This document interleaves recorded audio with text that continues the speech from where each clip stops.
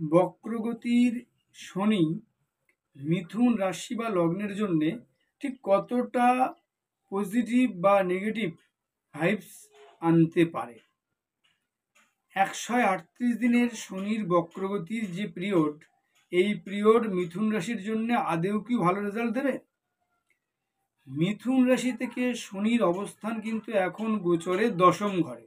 মিথুন রাশির সাপেক্ষে দশম ঘরের শনির এই যে প্লেসমেন্ট এবং সেখানে থেকে যখন বক্র হবে, তো সেটা কিছুটা নবমের ফলও প্রদান করবে।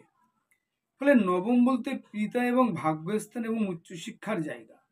মিথুন রাশি বা লগ্নের জাতক জাতিকাদের ক্ষেত্রে এই স্যাটার্ন কিন্তু দশমের অবস্থায় যখন অবস্থান করে যখন তার রেজাল্ট হবে, সেই রেজাল্ট আর বক্র অবস্থায় যে নবমের রেজাল্ট, দুটোর মধ্যে কিন্তু বিস্তর ফারাক হবে।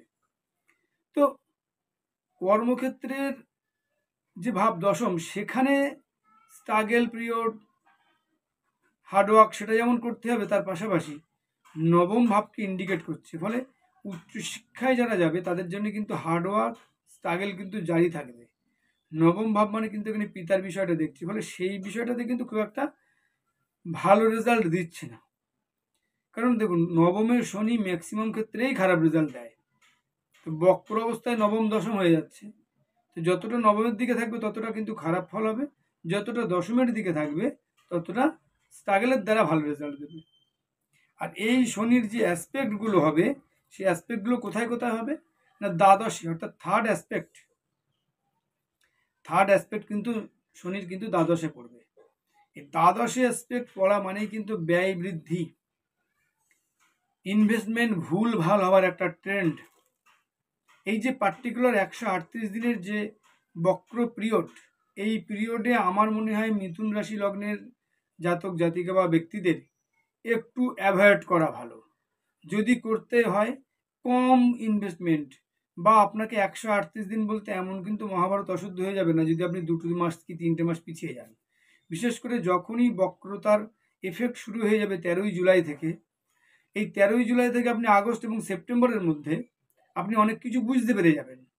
ফলে আপনি যে 1-2 মাস দেরি করবেন, দেখলেন যে হ্যাঁ, সিচুয়েশন তো কন্ট্রোলের বাইরে চলে গেছে, তখন আপনি আরও পিছবেন।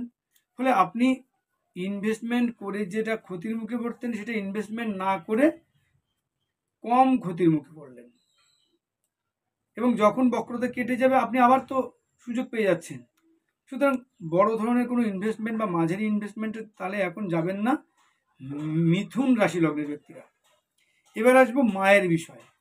দেখুন, অ্যাসপেক্ট পড়ছে কিন্তু 7th অ্যাসপেক্ট পড়ছে কিন্তু আমার এখানে 4th হাউসে। তো 4th হাউসে অ্যাসপেক্ট হলে এটা কিন্তু 4th হাউস মায়ের ঘর এবং বন্ধুর ঘর। 4th হাউস মানে ল্যান্ড প্রপার্টি। তো এই 4th হাউসে নতুন করে ল্যান্ড প্রপার্টি কেনা বা এই ধরনের কোনো প্ল্যানিং থেকে কিন্তু বিরত থাকবেন।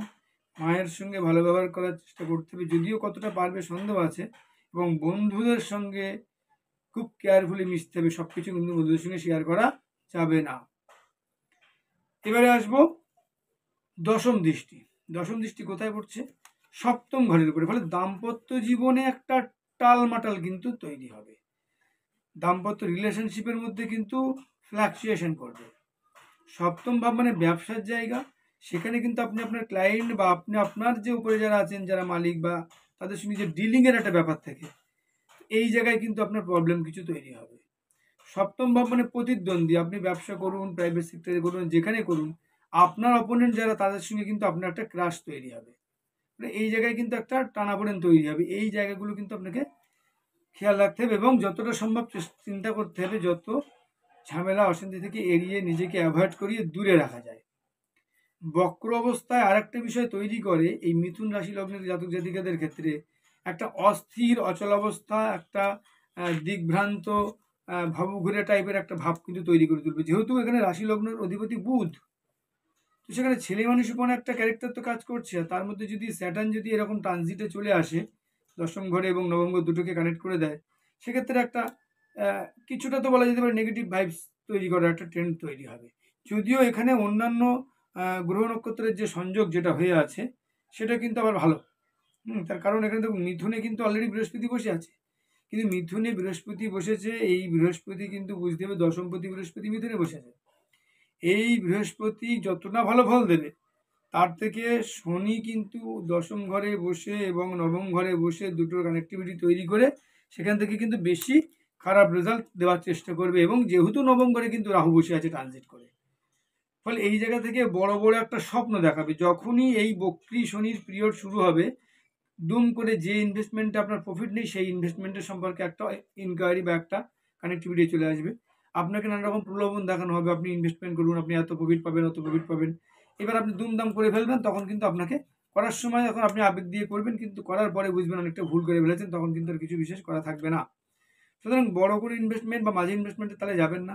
কেউ কোনো লাভজনক ব্যবসায়ের গল্প ফাঁদালে সেটাতেও আপনি পা দেবেন না, বা আপনাকে বিরাট প্রফিট করিয়ে দেবো এই চিন্তাভাবনা যদি কেউ আপনাকে আবেগ আপ্লুত করে, তাও সেটাতে কিন্তু আপনি যাবেন না। দাম্পত্য বিষয়ে পারিবারিক যে বিষয় যেটা, সেই বিষয়টাতে আপনাকে খুব কেয়ারফুলি থাকতে হবে। অপোনেন্ট যারা ব্যবসা বলুন, কর্ম চাকরি বলুন, সেখানে অপোনেন্টদের সঙ্গে কিন্তু একটা কোথাও ডিস্টারবেন্স তৈরি হবে। অর্থাৎ বলা যেতে পারে অল ওভারই বক্র শনি। দেখুন, অন্যান্য কেতু মঙ্গল তাদের যে বক্রতা যেখানে আছে, তাদের যে প্লেসমেন্ট যেখানে আছে, সেখানে থার্ড হাউসে কিন্তু কেতু বসে আছে, সেই সঙ্গে বর্তমানে মঙ্গল আছে। মঙ্গলের পর থেকে ফোর্থ হাউসে যাবে, ফোর্থ হাউস থেকে আবার ফিফথ হাউসে যাবে। তো এই মঙ্গল ফোর্থ হাউস ফিফথ হাউস কেন, একটা কথা, হেভি প্ল্যানেটদের মধ্যে স্লো মুভিং, লং টার্মে মুভিং করে। কিন্তু এখানে বৃহস্পতি বা কেতু, এদের যে এফেক্ট যত না নেগেটিভ হয়, স্যাটার্নের ক্ষেত্রে নেগেটিভ এফেক্ট হওয়ার ভয়টা বা প্রবণতাটা খুব বেশি থাকে। এখন প্রশ্ন হচ্ছে, এই ভিডিও থেকে না ভয় পাওয়ার জন্য না, দেখুন ভয় পেলে তো আপনি সব জায়গাতেই ভয় পাবেন। ভয় না পেয়ে বরং কিছুটা রেমিডিয়াল সলিউশন দিয়ে নিজেকে যদি কিছুটা, পুরোপুরি তো সম্ভব হবে না আমি জানি, কিছুটা যদি আপনি নিজেকে কিছুটা ঘষা মাজা করে একটু চকচকে করতে পারেন। নেগেটিভ সময় নেগেটিভ দেবে, পজিটিভ সময় পজিটিভ দেবে, এটা কমন ফ্যাক্ট। তো নেগেটিভ সময় নেগেটিভটাকে যদি আমি কিছুটা নিয়ন্ত্রণে আনতে পারি, পজিটিভ সময় যদি পজিটিভটাকে একটু বুস্ট আপ করতে পারি, তাহলে দেখা যাচ্ছে অল ওভার চার্টের মধ্যে অনেক খারাপ থাকলেও খারাপের প্রভাবটা কম হবে।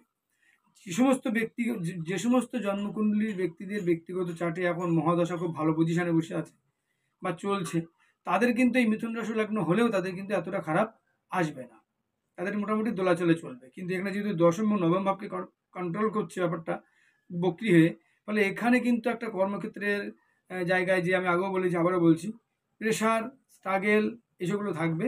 এবং 9th হাউসের যে কানেকশন এখানে আমি পাচ্ছি, নবম ভাবে যে কানেকশন, সেখানে কিন্তু পিতৃ বিষয়ে কিন্তু কিছু না কিছু ডিস্টারবেন্স থাকবে।